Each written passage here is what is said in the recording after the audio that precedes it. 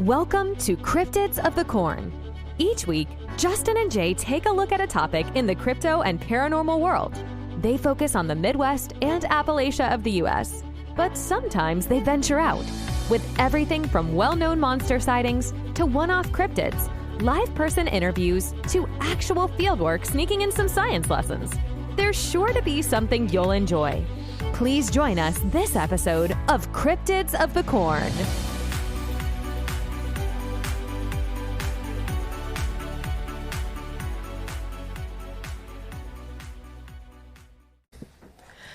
Hello, and welcome back to Cryptids of the Corn podcast. I am the great and powerful Mr. E. And I am the Tantalize Your Taste Buds Jay. And today we have a special guest that has an amazing repertoire from cryptozoology to paranormal to geological. I'm super excited because she's another lake monster fan, and you don't get a lot of them. You guys at home know I'm a big lake monster person.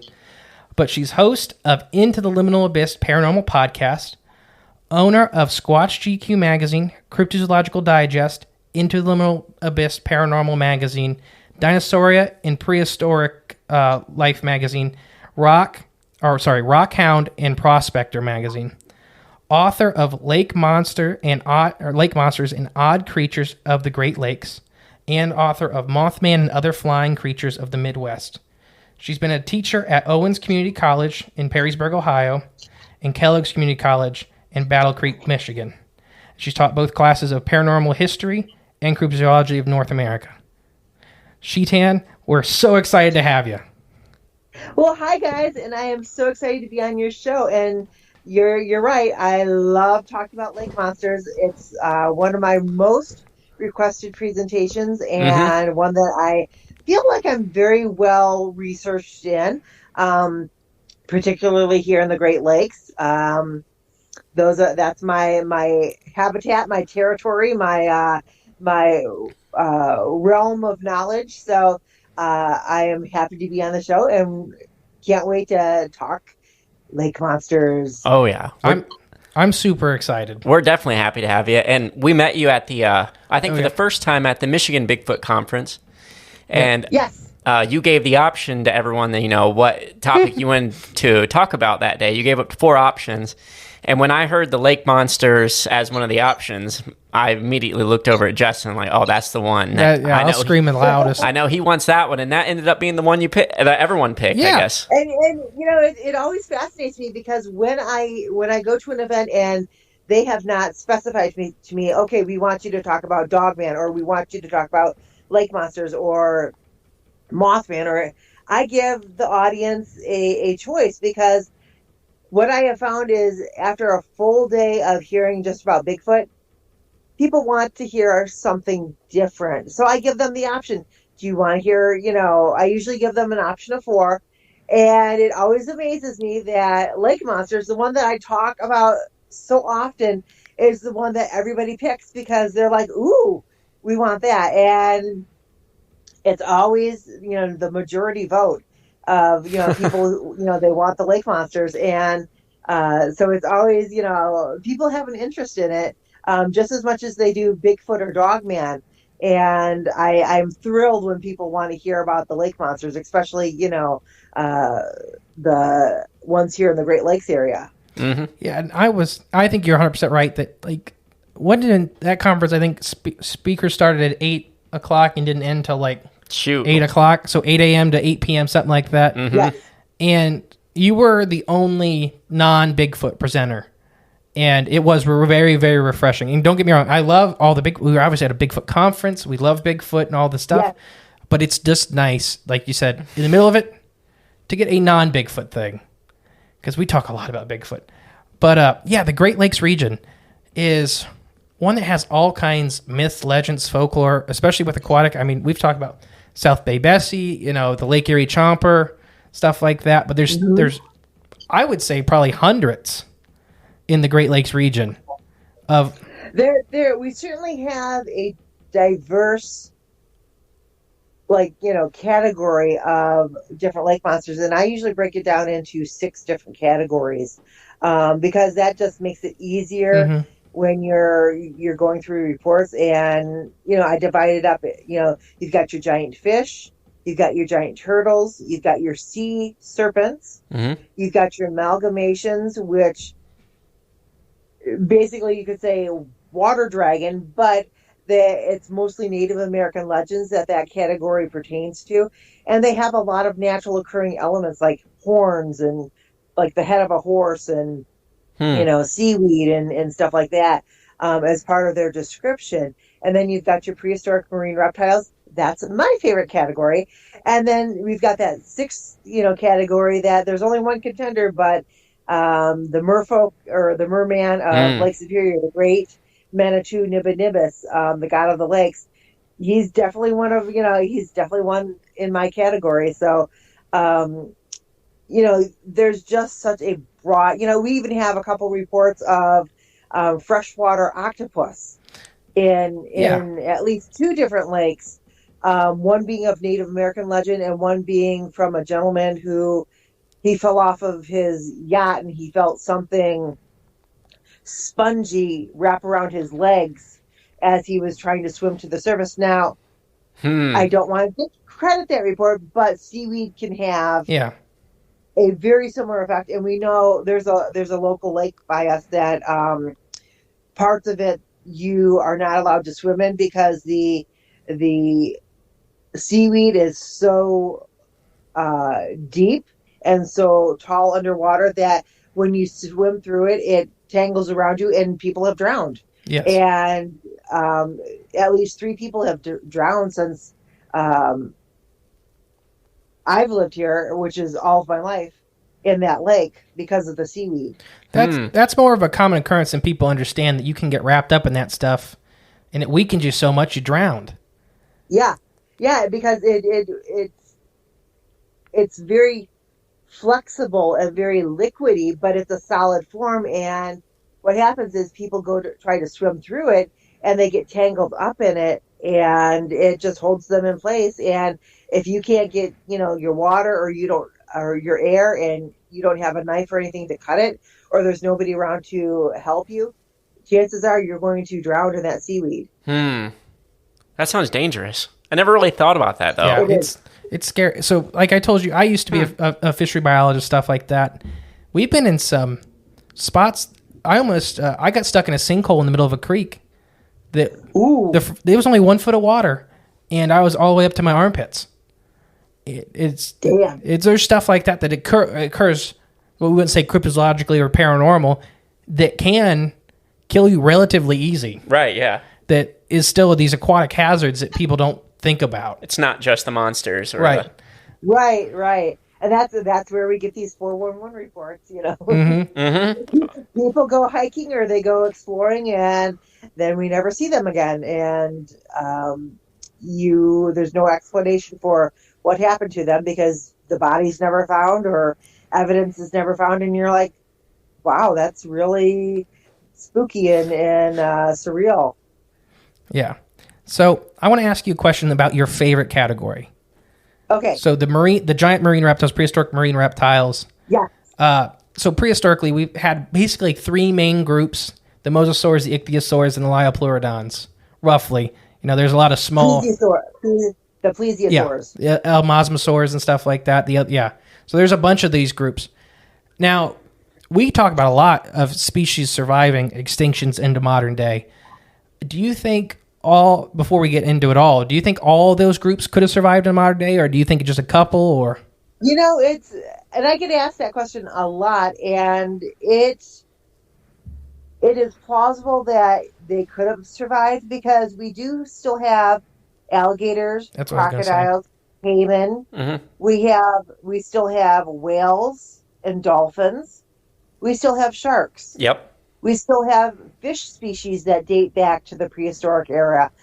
All of these species have not, except for whales have changed a little bit. All of them, if you were to go back to the Jurassic, to the Devonian, to any of these, epochs, that were prehistory, and get you'd have to have a really strong submarine Yeah. To go into the waters. And, look at these animals.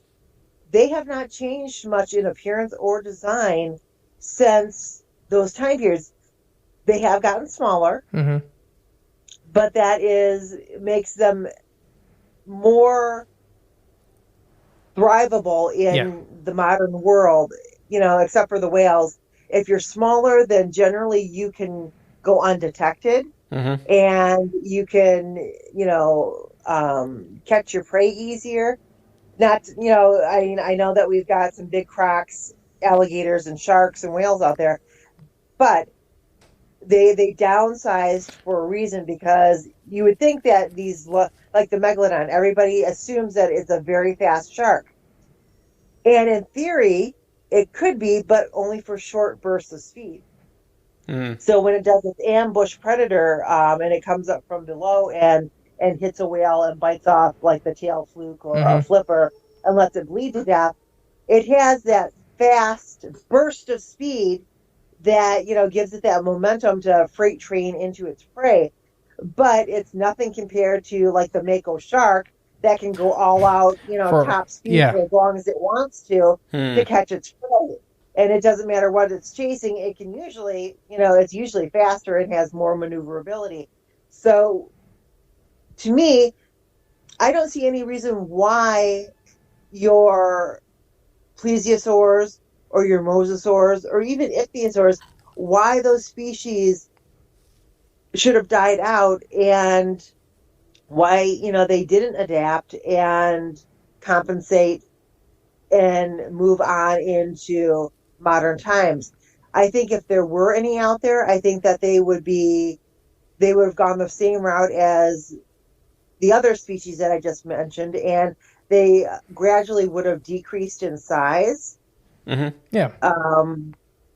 And we certainly know, like in the fossil record, you've got anywhere from like the 6 foot,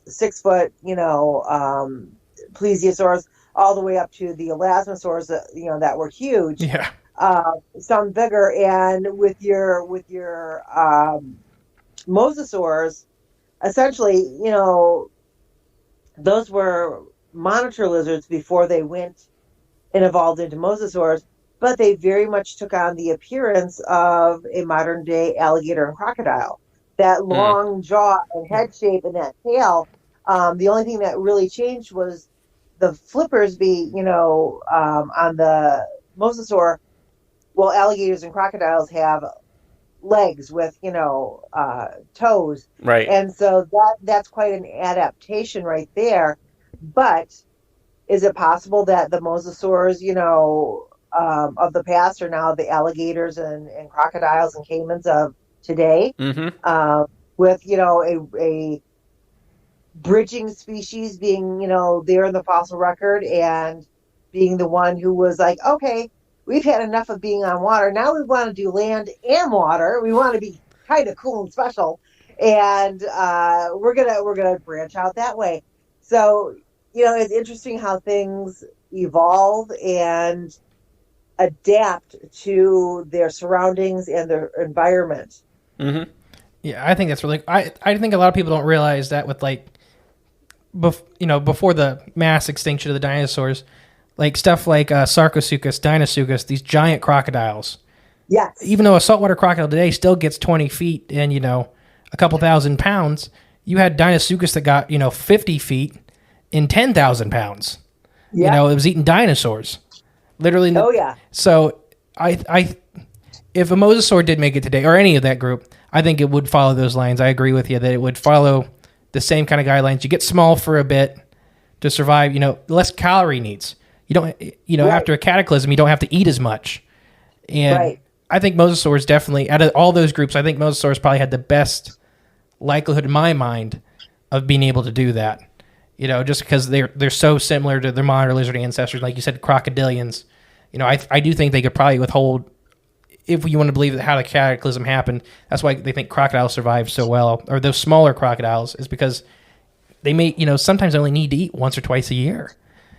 Right. And so if there's food shortage and you only have to eat twice a year, you do a lot better than somebody that has to eat every other day. Right. And, if if your energy sources are an occasional meal and sunlight, then hey, you're going to do pretty good, because you only have to occasionally catch that fish or a mammal or another reptile that's stupid enough to come close to you, and that you can snap up.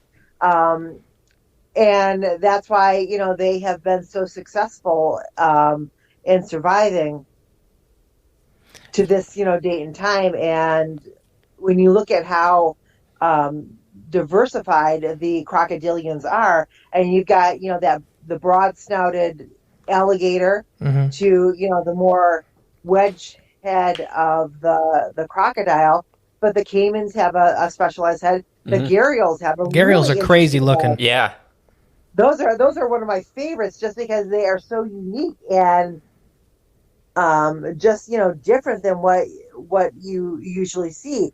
And there's variations all around the world, anywhere that has the crocodilians, that genetic pocket of species. They're all very interesting, and the variants that you get, like with the American crocodiles, we have the white, we have the regular, and then we have the melanistic, or the darker ones, and they're all very interesting species. Yeah, and just down the road, they even have like the Mexican alligator. I think they're working. I think that's just a subspecies right now, but I think they're going to fully split it between the American alligator and the Mexican alligator. But that's stuff like I used to work with people that split species all the time. To me, it can get a little annoying because people argue back and forth so much. But what's maybe one of your more favorite from that category from the Great Lakes, or an individual? So for prehistoric marine reptiles, I will say that Lyle Pleurodon and Kronosaurus are my favorites for that category. Plesiosaurs, there's just so many interesting ones, and Elasmosaurus is certainly a very cool one, but as a group, I really love the plesiosaurs. They to me they are less destructive or vicious than like the mosasaurs. Mosasaurs with that huge mouth, it's like, oh, they could eat anything. Yeah. Oh, yeah. Plesiosaurs, a watermelon-sized head, and that's not going to do too much damage, except for a fish. Yeah, watermelon-sized head on a school bus-sized body. They're not eating very big prey. A little less intimidating. I would rather deal with that than Kronosaurus or Liopleurodon, flying up next to you and being like, oh, we are screwed. Or the head's a third of the body length. Yes. Like you said, Kronosaurus, Predator X, that kind of stuff, where they have these massive heads. And, I mean, we can only theorize what they were doing with them, but I think it's pretty clear when you have a giant head, what you're... Well, they, and a lot of people don't realize this, but mosasaurs were actually, one of their competitors was the Megalodon, and they would regularly take each other on, because we have found teeth from mosasaurs embedded into Megalodon vertebrae. Oh, wow. And vice versa. And so that at certain points, and you add in Leviathan, the prehistoric, orca, into that mix, and it's like, yeah, I don't think I would, if those were still in existence, when humans were, starting, I don't think I would want to encounter one of those. I just, I would rather stand on the shore. The sea used to, right now, we're in a tame period of biological diversity in the sea, or at least it kind of seems like. We don't have as many of those giant, massive predators, but I would love to see that fight. Oh, yeah. That would be a heck of a thing. That would blow Shark Week out of the water. Oh, yeah. Or Mosasaur Week? Yeah, there we go. And when you think about it, it's when there are adverse effects in the natural world that species develop different behaviors, different biological advantages, and with the whaling that goes on, with the shark finning that goes on, I don't think that the human race realizes or appreciates the fact that if you kill off all of the submissive or, gentler species like the Mm-hmm. baleen whales, your predatory whales, your toothed whales will start to become very populated. And when those start doing a Moby Dick on ships, Mm-hmm. Yeah. then you've got a bit of change in the course of the fight. And I, for one, would love to see more of these ships get Oh, damaged and sunk. I I, can't I hate stand the commercial whaling. I hate the shark finning, and I hate the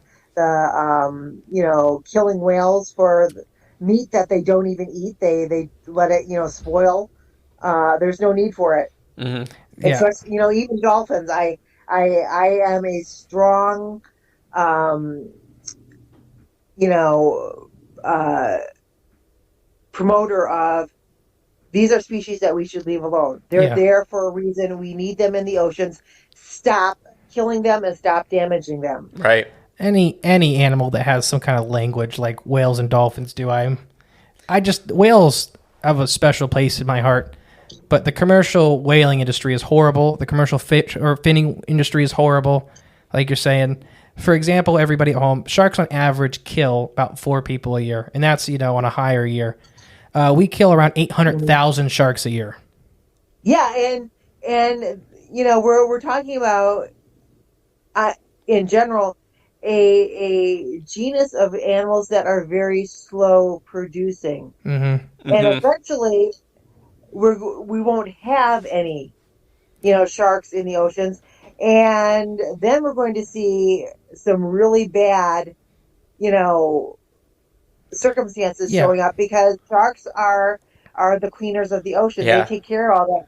So when carcasses start washing up on beaches that normally the sharks would eat and take care of, and people, governments have to spend the money to take care of that. When there's diseased or damaged fishes that are taking over the population and are no longer edible, Hmm. well, sharks usually take care of that. And so I think the world as a whole needs to make a statement and say, no, this is not acceptable anymore, and you're done. Stop it. If we do catch you doing it, these are the repercussions, and they're quite severe. Mm. I'm I'm 100% talking, there with you. take the people off the ship and sink the ship. I'm right there That's with you. how. And the people operating the ship, they go to prison for 10 years.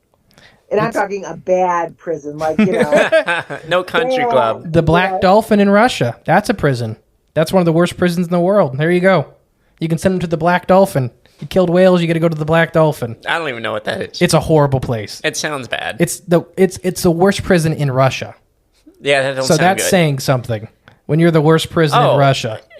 It's that prison in Stranger Things, season 4. Oh my gosh, don't ruin it for me. Okay. So you kind of mentioned another fan favorite, the Megalodon.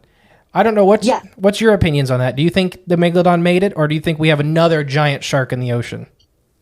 So I think that just like the species that we were just talking about, I don't think the Meg is the giant that it used to be. And if they are still surviving in the oceans today, I think what we're looking at is probably what some people might mistake for a giant great white. Yes. And because it would be of similar proportions, similar looks. And a lot of times when people, unless you're a shark biologist and you're spending the whole day drawing these fish in, towards these sharks in towards your boat so you can document them, tag them, most people, when they get that brief glimpse, they immediately are like, okay, was it a great white? Was it a bull shark? Was it a hammerhead? They go with the details that stick out in their mind, and then they look it up on Google or in a book, and they're like, okay, I'm pretty sure that's what I Yeah. saw. Mm-hmm. But if the markings, sharks are we have a lot of different species of shark, but one thing stays the same. They are colored on top, and they are white on the bottom, because that way they can blend in and hide from, their prey items. So if you're looking down at them from above water, you don't see them until, they move or flash this way or that. If you're beneath them, they blend right into The surface, the sky above because of that white belly.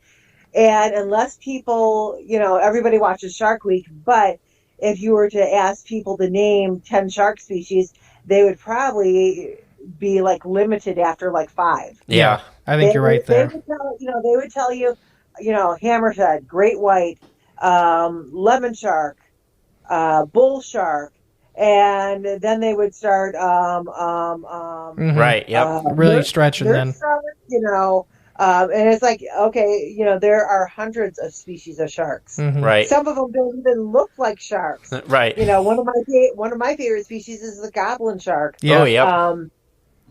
And which looks more like a swordfish than a shark, but it is a shark, species.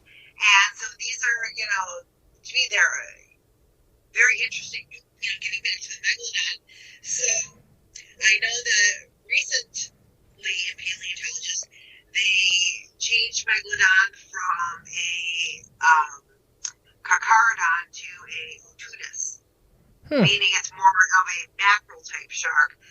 But what if as these megalodons,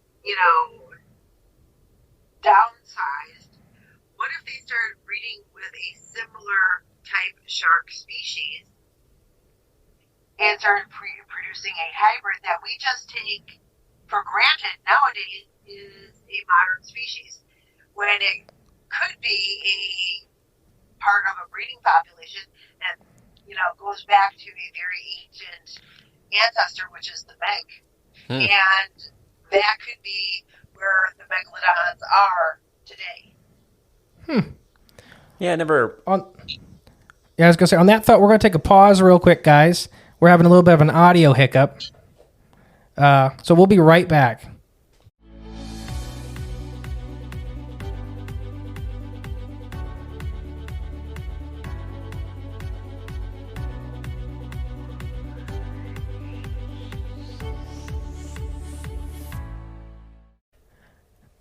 Sorry about that, guys. We're back. Audio technicalities and all that fun stuff.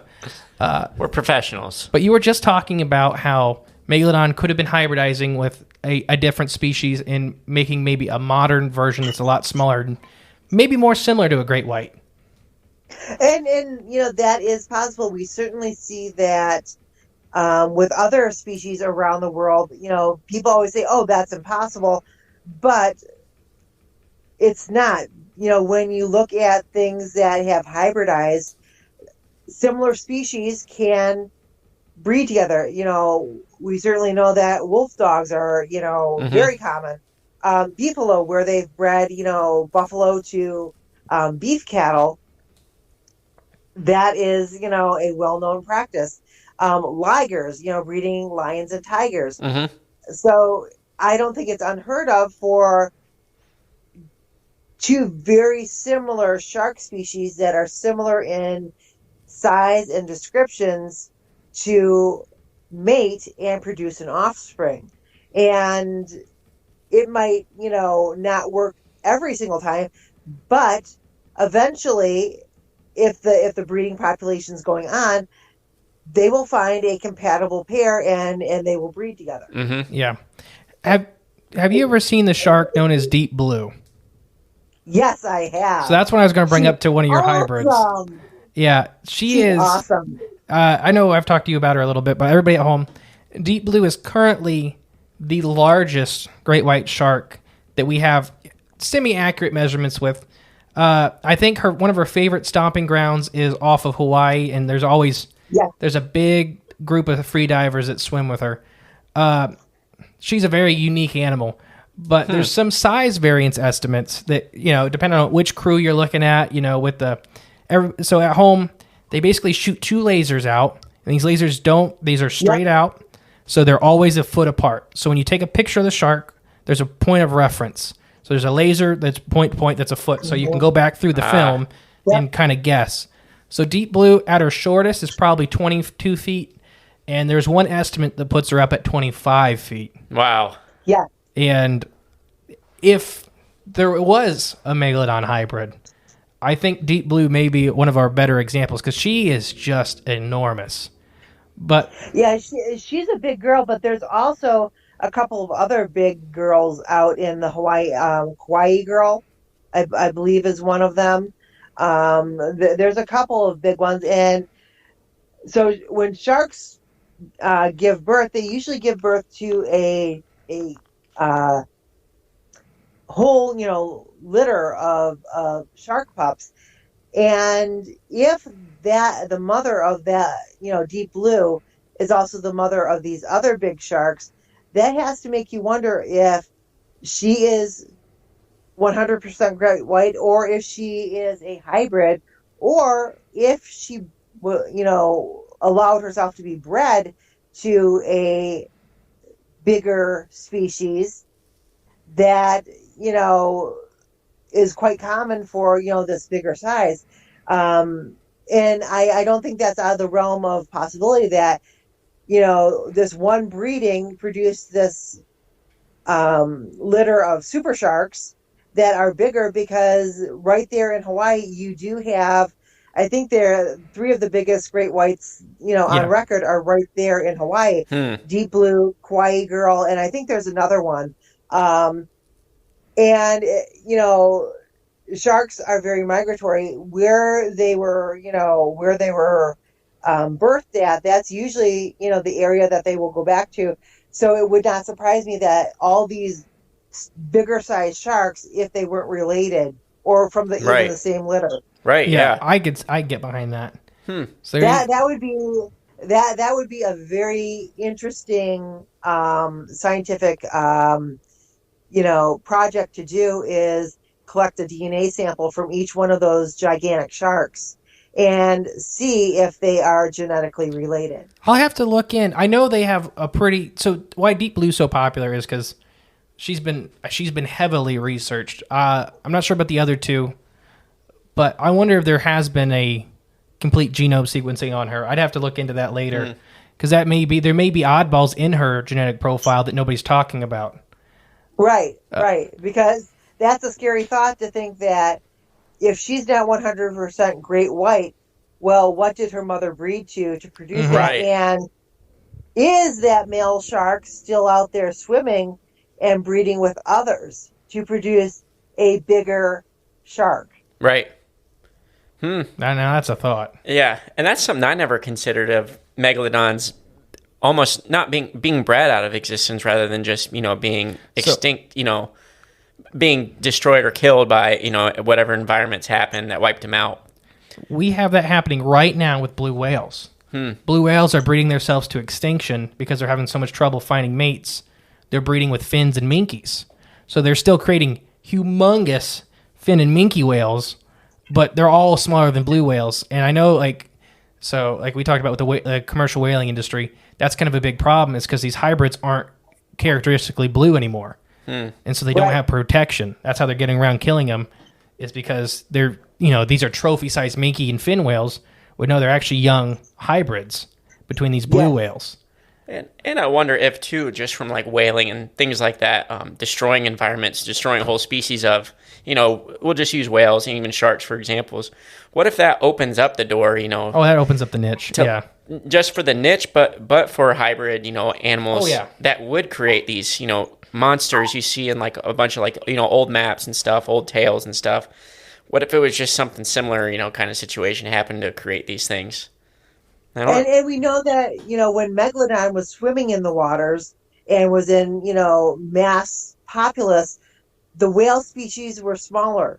But after the Megalodon population started to decrease, then your whales started getting bigger and bigger because they were able to live for longer. Your bigger specimens of the species will always breed to a bigger specimen of the species, which over time gives you these gigantic,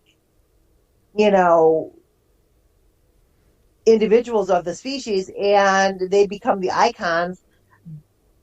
And as long as they can continue producing and breeding, they will keep the population going. But when they start to be slaughtered and killed off, like, within the human era, then we start to see a huge problem. So I'm actually shocked that, because whaling's been going on for a couple hundred years, that we haven't started to see a evolutionary, change in the behavior and the design of whales to compensate for that. And it's quite possible that, within our lifetimes, the end of the giant whales is going to come.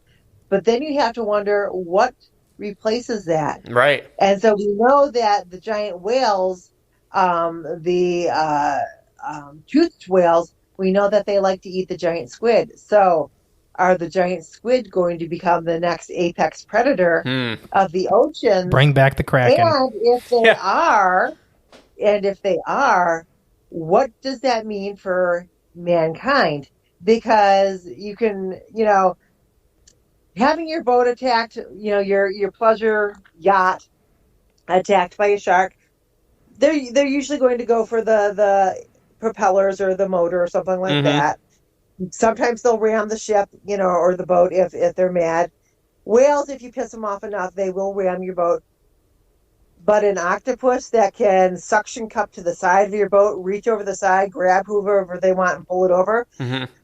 We're not talking like Jules Verne, fiction. We're talking, this is very plausible that they could do that, because squid and octopus are very, very intelligent. Yes. And if they, perceive that humans are on the menu, humans are on the menu. Right. Have you heard about the colony of giant Pacific octopus off of Oregon that are hunting eagles now? It would not surprise me. So what they're doing, it would not surprise me. They're catching fish, and they're hiding, and they're holding the fish at the surface with one tentacle, waving it like it's a struggling fish. And these eagles are smacking down, grabbing the fish. The octopus are latching onto them and pulling them down and eating the eagles. It's ridiculous. So you have a like you're saying, very intelligent, and once they realize a new food source, they're taking well advantage. These are octopus actively hunting eagles.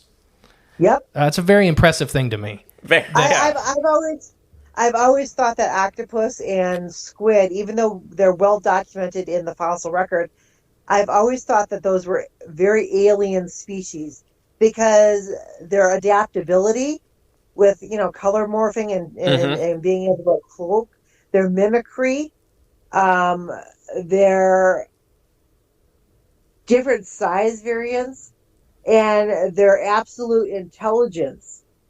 Even the smallest octopus is still smarter than most human beings in its own way.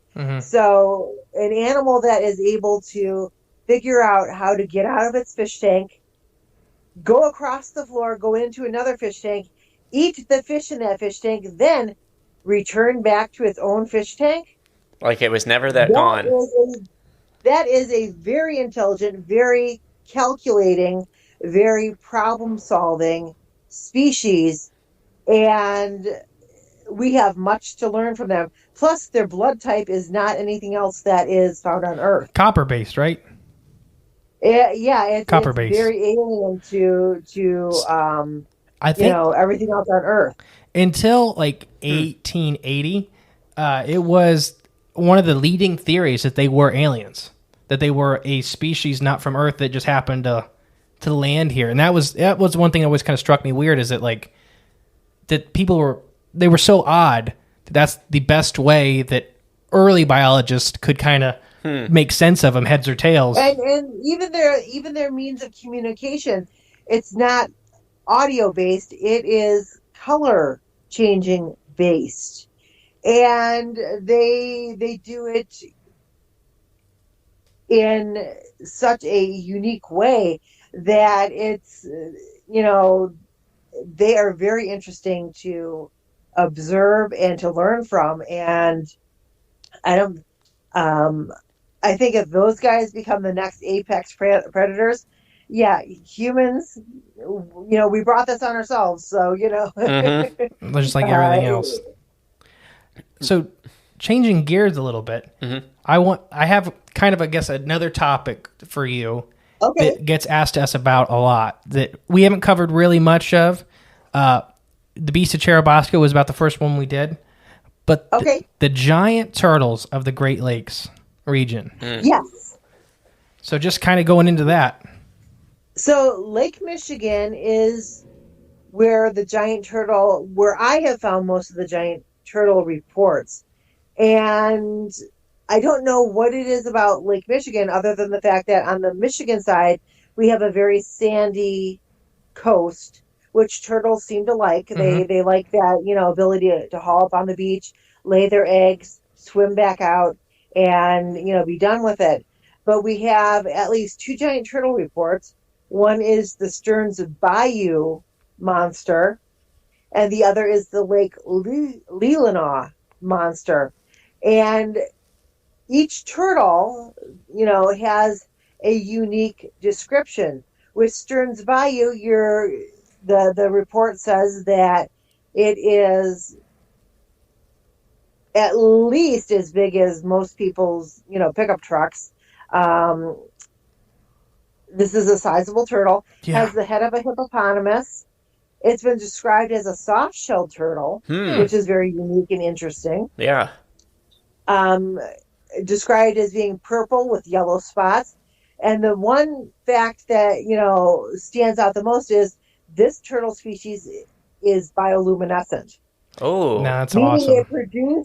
it glowed from underneath the water. So I know you're a biologist. Have you ever heard of any other turtle species that glows or is bioluminescent? Not that's bioluminescent. I think leatherback sea turtles have phosphorescence, which is a little different. It's not self-producing light. It's more like, you ever had those like little glow stars as a kid? So they hold light a little extra, but they do go out. I think leatherback sea turtles are the only ones I've ever heard of having anything similar, but not bioluminescence. There's you from that story you can definitely tell that's bioluminescence. That's a glow. Right. So no, that's awesome. So so that's a very interesting turtle, and if it is, so there's two possibilities. It's either a very unique species that grows very big, and is usually a big species. Or it's a very old turtle and has, the thing about reptiles and aquatics is as long as they have the space, they will continue to grow. Mm-hmm. They don't have like human beings, dogs, horses, cats, they don't have a set dimension that, sure, they will get, 5'8" or 6 foot, but we don't expect them to get any bigger. With turtles, reptiles, sharks, whales, it's as long as they have food and they have space, they will continue to grow throughout their whole life. So it's either a very unique turtle species or it is a very old individual. Now, the Lake Leelanau turtle, that was described as being the length of a rowboat. And the turtle was big enough and strong enough that it actually had tree saplings growing on its back. Now, I know snapping turtles and other turtles in the wild like that camouflage. They actually, will burrow under mud and then kind of wedge it up, and they will have all kinds of plant matter growing out of that because that is a very good camouflage and hiding technique that allows them to go undetected by foxes, raccoons, humans, anything that would want to come and eat them. But they can move around the lakes and swim into different areas. And unless you see them swimming out in the middle of the lake or walking on land, you're like, oh, that's just some weeds or, a tiny sapling growing up out of the muck. But when you see them on land, you're like, damn, you're taking your house with you. Yeah. It's like, wow, you're taking your house and your garden. And so the Lake Leelanau turtle, this would have had to have been a very big turtle because the report says that the young man was tying his rowboat up to one of these saplings that was sticking out of the water, and then this huge head rose up out of the water and was looking him in the face. And that's when he was like, nope. And, he went one way in the boat and the turtle went the other way. And he was like, I'm never going fishing again because I don't know where that thing is in the water. So those are our two giant turtle reports in the Lake Michigan area. And each one is very fascinating because they're very different and very unique in their descriptions. I, for one, would love to see that bioluminescent turtle, no matter what size it was, and be like, wow, they do exist, Right, yeah.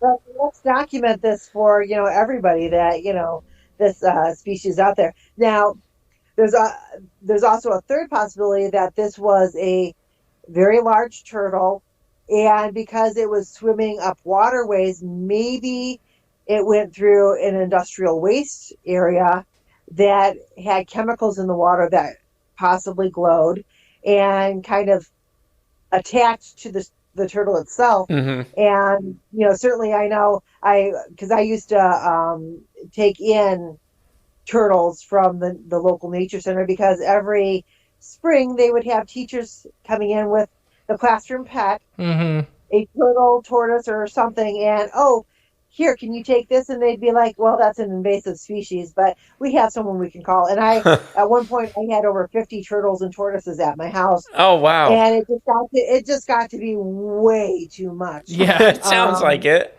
I mean, it was just, I had to get kiddie pools and put up like dog kenneling around it and a top to it so nothing could, go in. And, you had to have a different set up for, like the hardback turtles, your painters, your map turtles, those guys can get along fairly well. Snapping turtles had to have their own. Musk turtles had to have their own. Soft shell turtles have to have sand so that they can bury themselves and so they could stay out of the sun and not get sunburned.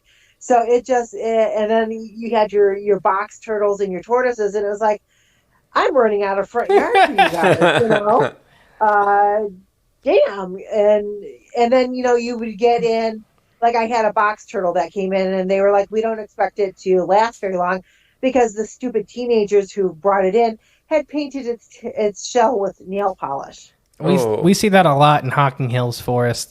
When I used to go to college down there, the nature center would get them turned in a lot with paint on them.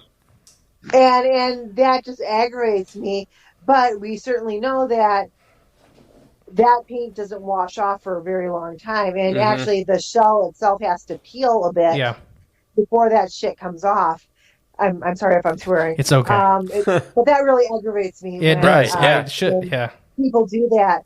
And so it's possible that, the Stearns Bayou turtle, maybe it did swim through something that would make it glow.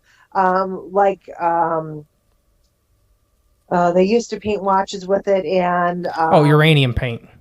Uranium paint. Yeah. So maybe it was something of that nature that it was exposed to for a brief period of time, and that's how people were noticing it. Because if it wasn't glowing in the dark, these things could swim up and down the waterways. Nobody would ever know that they were there. They're very camouflaged. They saw them on land. But when it's glowing from under the water, you're like, what is that? Right. So it's possible that either it swam through an industrial area and got exposed to something like uranium paint, or maybe there was a shipwreck that was carrying something like that and it became exposed to it. And for that period of time, yes, the turtle was glowing in the dark. Now, if the turtle survived that exposure and that stuff wore off with it, going up on the sand or swimming through vegetation, maybe that stuff, would get wiped off of it. Then it goes back to being just a normal camouflage turtle. We will never know.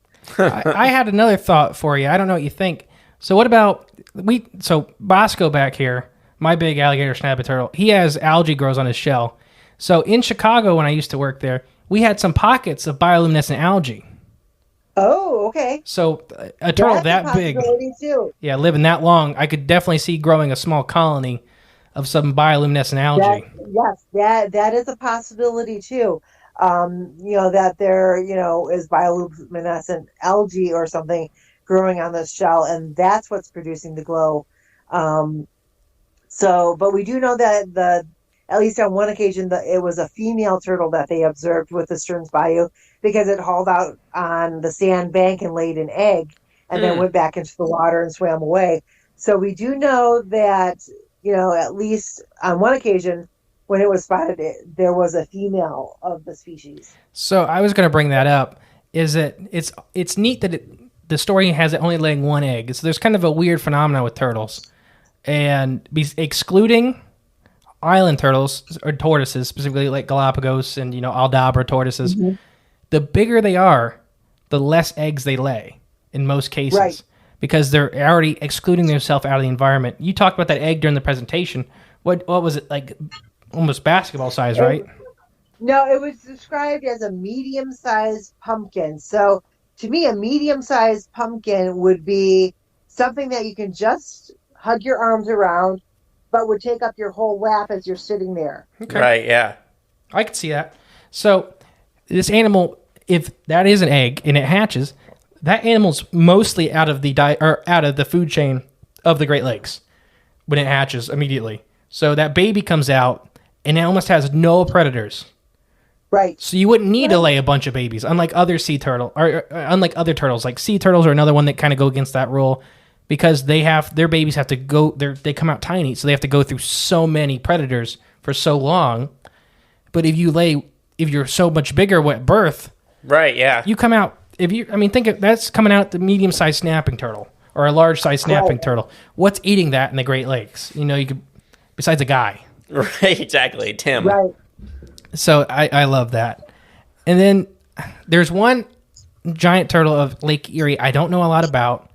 I just remember it's the Kelly's Island giant turtle. So South Bay Bessie was seen in that area too. Okay. But I don't know a lot about it, and it may just be a complete kind of folklore thing that somebody on the island made up. But they used to say that there was a giant turtle that would come in the early spring months on the northern shore of Kelly's Island, so facing Canada, and she would hang out there for a couple days, and then she would leave. And that's always one thing that kind of stuck with me. It kind of sounds like maybe she was depositing an egg, Possibly, yes. but there's not a lot about it because I think it really got drowned out because of South Bay Bessie stuff with Yeah. because that's what Kelly's Island's known for, is when the monster came on the island through the ice and stuff like that. So I could never find a lot on it, to actually do an episode on for the podcast. But that's kind of one thing. I don't know. I really like the idea of giant turtles in the Great Lakes. And in your present, It's certainly, it would be sustainable because oh yeah, there's plenty of fish for them to eat. Mm-hmm. There are sandy coastlines for them to haul up on and lay their eggs.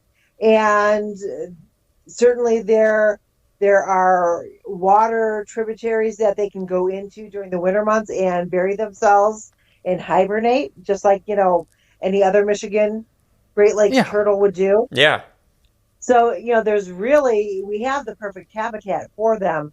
And, there's plenty of possibility for these guys to be in the Great Lakes. That one, I definitely say there is every bit, potential for those guys to be here.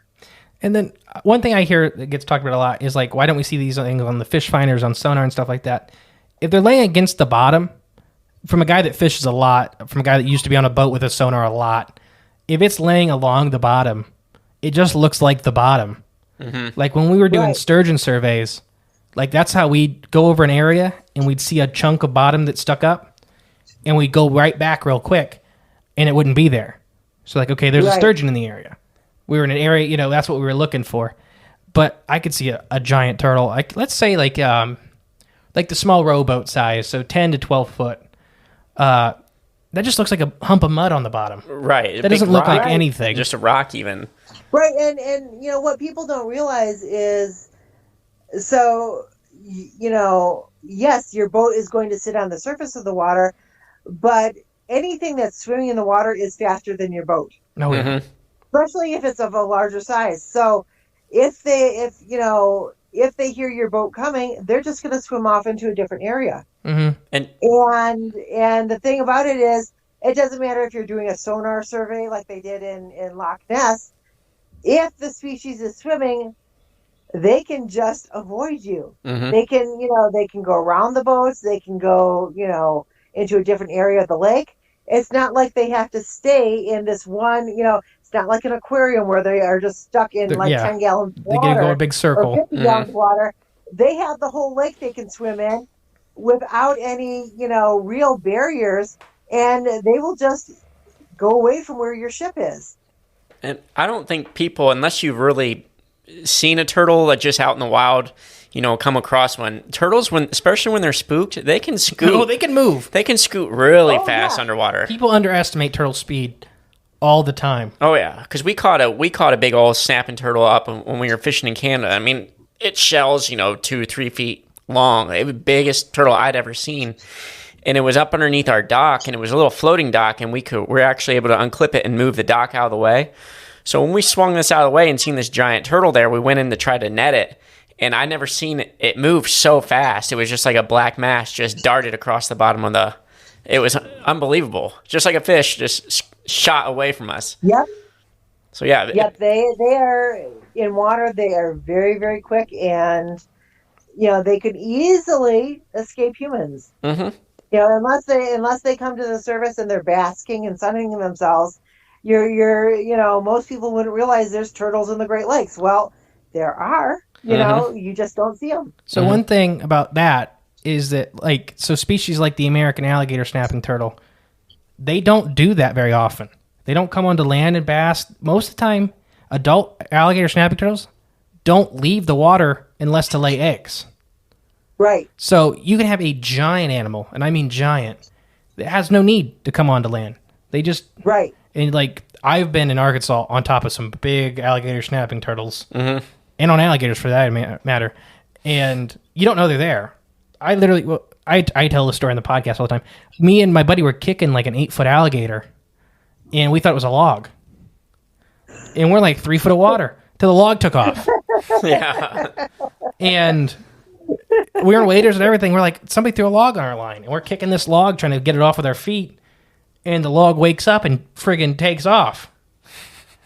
But, yeah, giant turtles of the Great Lakes. I love it. I think that's a lot of our monster sightings for the Great Lakes could be these guys. They have weird profiles. Sometimes they extend their neck out of the water. Other times they're that classic hump.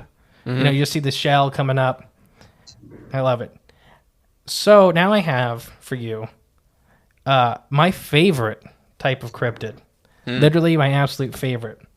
So you have 2 entries in here that I wanted to ask about. So this is out of Shetan's book, Lake Monsters and Other Creatures of the Great Lakes. So I've never heard of these 2. Well, kind of. So the Ohio River giant salamanders and the Selvins Pond Bridge giant salamander. Yes. So can you? The Selvins Pond one, I couldn't find much extra. So yeah, those are very old reports. Okay. So the one report, and it's been a while since I researched that and wrote that particular book, but the one talks about how some kids were either fishing or playing along the bank, and a very long salamander came out, grabbed one of the boys, and was trying to pull him into a tree. The other boys ran and got some adults, and they were able to rescue the boy. But it was said that it was a very long salamander.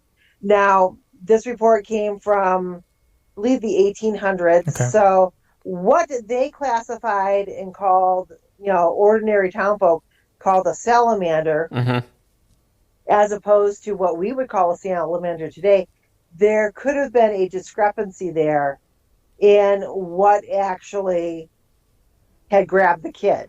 Okay. And so salamander, we think, these, well, for me up here, it's these, cute little black, you know, uh, amphibians with, either yellow or bluish white spots on them. And, they're, the biggest one I've seen was like the length of my hand, um, and kind of thick.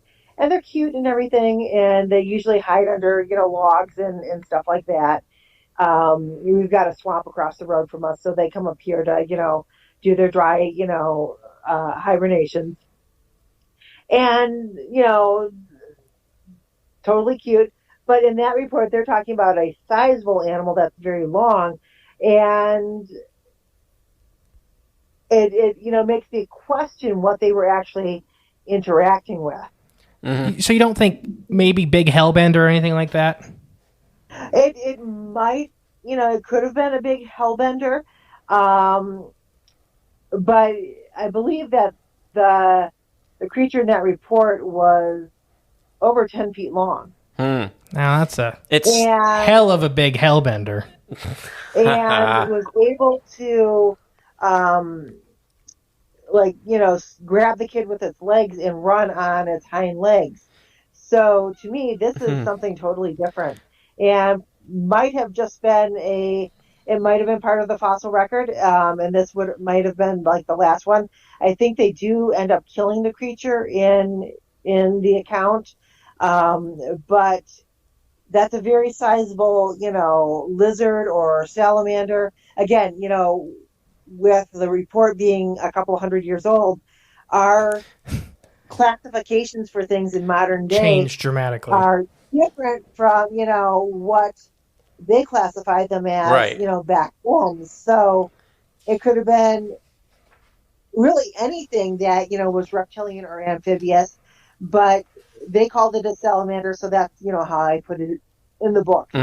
Yeah, I get it. It sounds like the Crosswick Monster story. Yeah, it does, actually. It sounds really similar. It sounds very similar to the Crosswick Monster. Attacking the kid, dragging him up a tree. Yeah, and being in water, and yeah. Oh, wow, that is another weird one. There's a lot of weird coincidences, or whatever you want to call it, similarities in a lot of these stories. Synchronicities? But yeah, so that's one of my big obsessions is, I'm a salamander guy. I have a whole bunch of species of salamander and newt I keep as pets. Cool. So me and my wife were one of 4 people that have actually bred fire salamanders in the U.S. Cool. So we take salamander stuff very seriously. But like one of my favorite cryptids is like the Trandy's Alps giant salamander. But we just did an episode, so that'll come out before this one, with a cryptid created by science. Ooh. So in Europe, this episode's called the European Giant Salamander. So there's this band of Andreas salamanders. So your giant Japanese, giant Chinese, hellbenders. Yeah. So there should be a band of them across the world. The only place they're missing, at least in the fossil record or still alive today, is Europe. And we kind of go into that science says, hey, this creature should exist. Why isn't anybody talking about it? They were expecting to hear folk stories and stuff. They couldn't find it. They actually went through and found remains.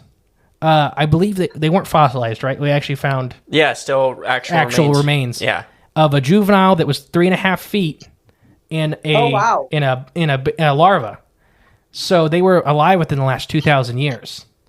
So then they started looking at stuff like the linden worm, maybe being a monsterized version of these giant salamanders that Europe used to have. Ooh. So it's one of these cryptids. I love it because it's a cryptid that nobody talked about, and that science is like, hey, this should exist. It should. They went through and they looked and they actually found it.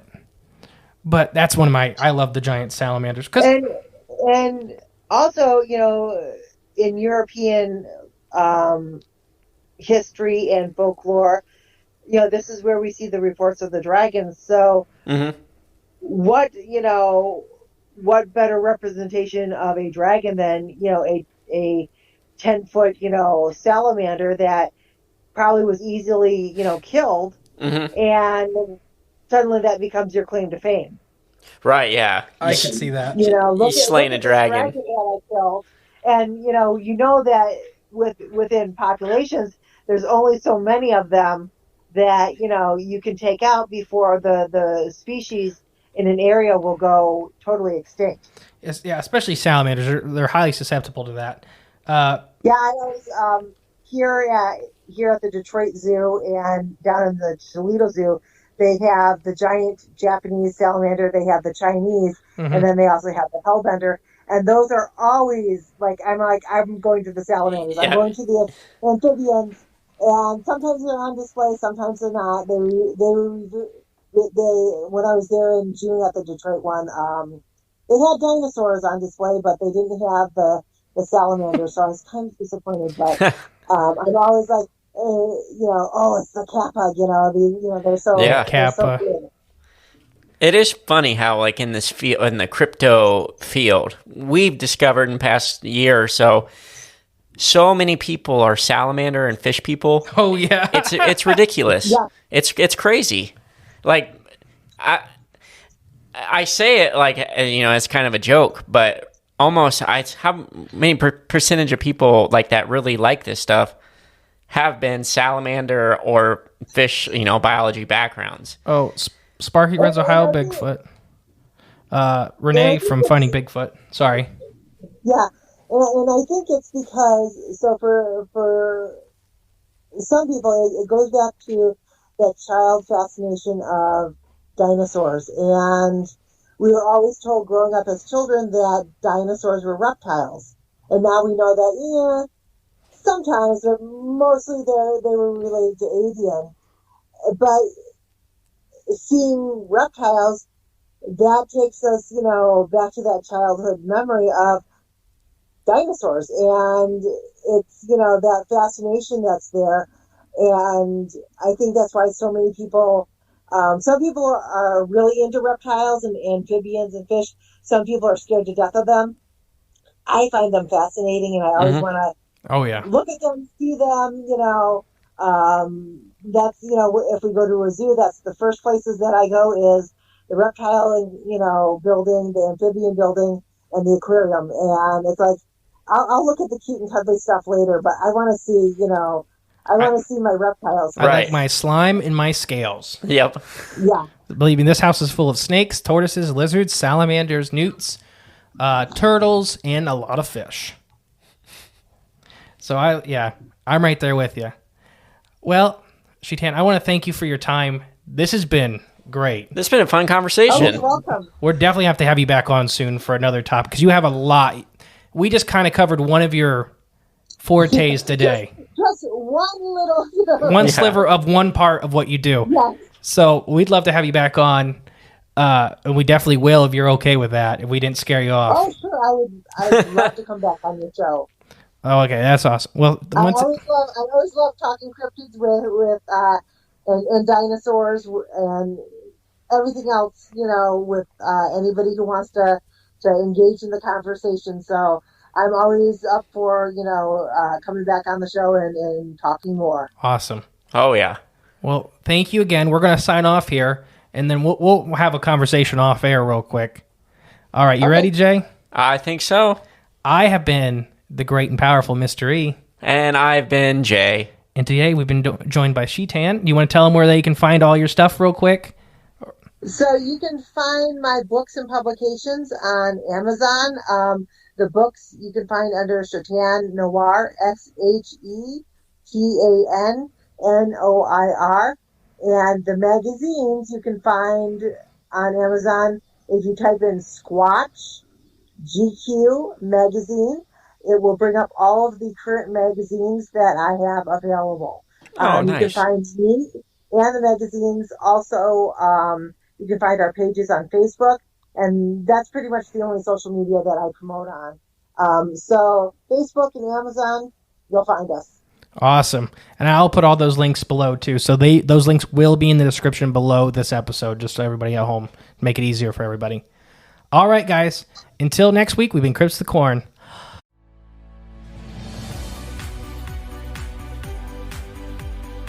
You've been listening to Cryptids of the Corn. Be sure to join us in the next episode where we tantalize your intellect and expand the horizons of your mind. If you're enjoying the show, please feel free to rate, subscribe, and leave a review wherever you listen to your podcasts.